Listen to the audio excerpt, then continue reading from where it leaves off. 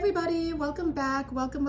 It's been a while, oh my gosh, since we did an astro reels. Today we're going to take a look at the sign of Scorpio. But as you guys already know, you don't have to have any significant placements in a sign of Scorpio for these messages to be for you. And you don't have to be watching at the time that I'm publishing for these messages to be for you. We're dealing with energy, and if it's for you, then it will resonate. And if it doesn't resonate at this moment, I would invite you to take a step back, then come back at a later time once the energies have had a chance to materialize a little bit more in your physical reality, and see whether you can resonate with the messages. But of course, use your own discernment because you are the only authority here, okay? Now, that being said, let's jump straight into this beautiful reading that we have ahead of us, because I do want to keep it 15 minutes for the sake of Instagram. All right, let's see. Okay, first card that comes out is Trust the Great Mystery. What's going on? Scorpio, you have no problems with trusting the great mystery, especially if that mystery is yourself. And especially if you're asking other people to trust the mystery that is you, right? But this underlying energy that I'm seeing here about, it's being called dragonfly spirit here, but it's coming through with this energy of truth transcending illusion. This is something that we've been talking about this week in the weekly post, basically about perception. Right? And actually off to the side, I just randomly, I always have decks hanging out in case they want to jump in, like this one does. This card is the Two of Pentacles. We see the juggling, right? But in a sense, this person is merely looking at something from two different perceptions, and therein lies the rub. Like, which one is true? What decision do I make? Right? So we're always, and then the King of Swords, the best decision maker ever, right? Right underneath. So this week you may struggle, some of you, with, or just in general at this time, whenever you're watching, you may be struggling or coming up against this concept of truth. Now, how you relate to it could be something as simple as, oh, this week I'm learning that what I thought was true about myself, 2 minutes, 22 seconds, is actually not true. And then the next, that sends you off in your own direction. Like, where did these stories come from, right? Some of you could be dealing with a revelation of some sort that's only revealed to you, but no one else knows. I'm talking drama style, like, you know, dramas on TV where you start coming in through the door and you overhear a conversation, but the people in the room haven't seen you enter yet. So you immediately know that the conversation seems a little wonky. So you kind of back out a little bit so you're not seen, but you get to overhear the situation. And the beautiful thing about that is that then you can make it 3 minutes, 3 seconds.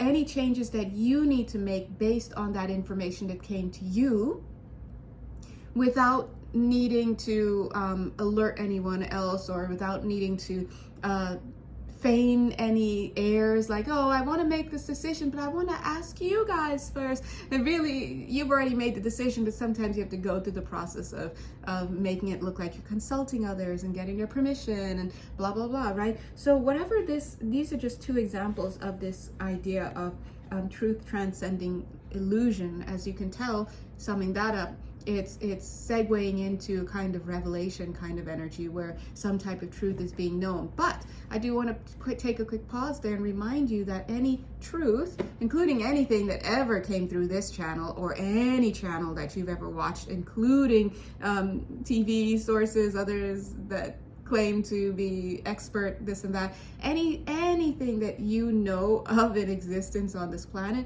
is ultimately not the truth. And we know that that's because we're literally living in the illusion, right? And so the only truth there is love. But as you can see, because we are working with so many limited perceptions, so much unresolved pain, so much self-denial, we literally are not able to see the full story. And if you can't see the full story of anything, whether it be the substance of the universe or what's going on in your own family or in your own head at any given moment, then you must accept that you can't ever really call anything the truth. But what you can do at 4 minutes, 44 seconds is understand that you can locate yourself in a specific, at a specific point. Let's call that the here and now, and the here and now, and the here and now, and the here and now, and you get the point, right?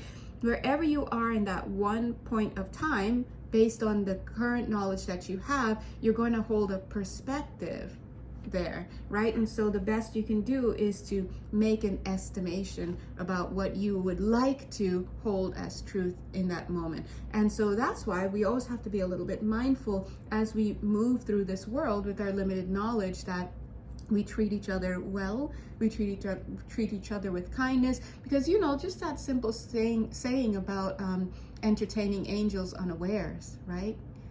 And many people have hurt others or taken things from others, or just God knows what, and even from themselves, in the name of what? In the name of current sociocultural learning, and only to see that by the time their children are grown, and their grandchildren are grown, what they held as truth and social norms held as truth are now completely considered cruel, for example, or outdated, or just whatever. So this is why, as the guides told us, they really preached this last year a lot, and maybe even earlier this year, ideological flexibility is super important, right? So if your thoughts are things, when you're very strong about a thought, all you're doing is creating a hard-headedness, literally, that can be perceived in your energy field as a very fixed, dogged, strong force field around the mindset, right?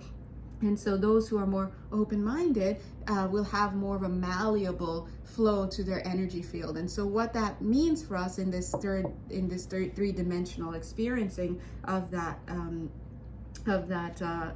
energetic structuring or construct is that you can easily flow in and easily flow out of belief systems and ideas and thoughts, and you allow yourself to get away with the fairies for a second and think about something, mull it over without the fear of somebody looking down on you, or you losing your social status, or you learning the wrong way, or you just whatever, and see it as an opportunity to just flower where you're planted for the moment, and then knowing that you can leave at any time and leave that space and take on another idea, or even mix things up, right? This is a fluidity when we're talking about ideology.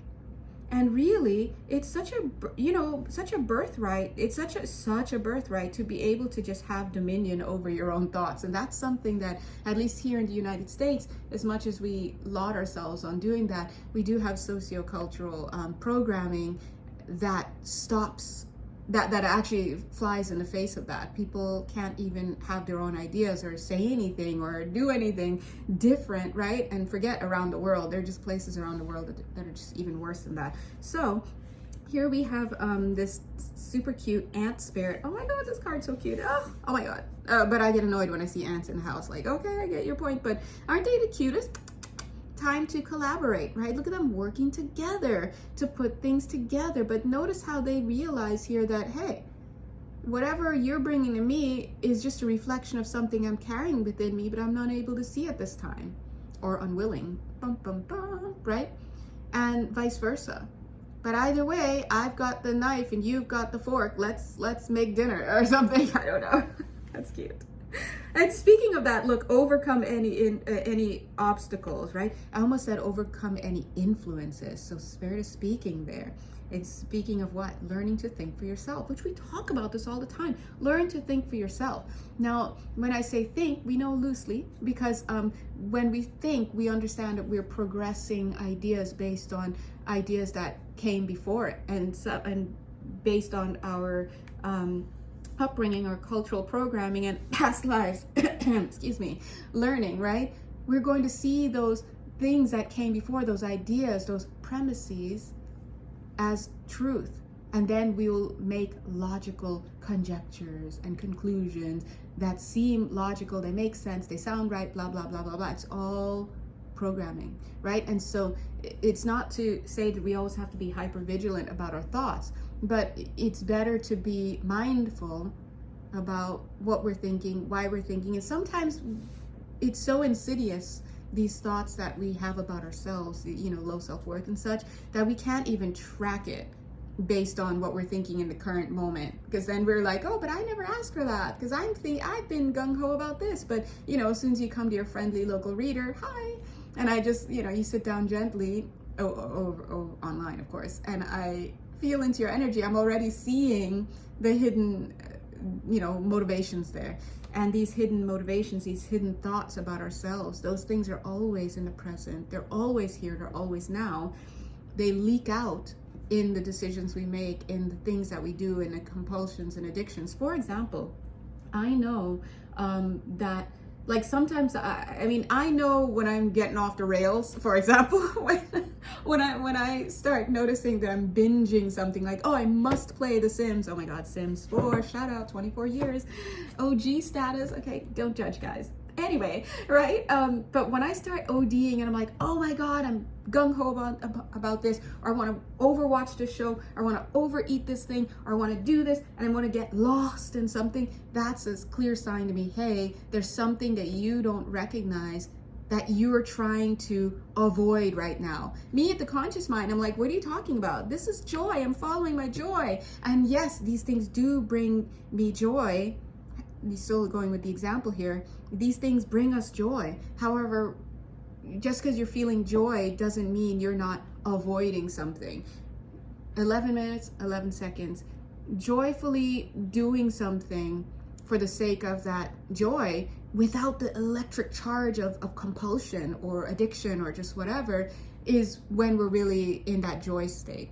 But if we are doing something out of an unconscious need to get away from something, for example, or in some cases to go towards something, for example, we'll look at these things as in supreme cases, we'll look at them as addictions, right? We can call them compulsions, things like that. But please remember, those are merely symptoms. When we look at that at the energetic level, those are nothing but symptoms of what?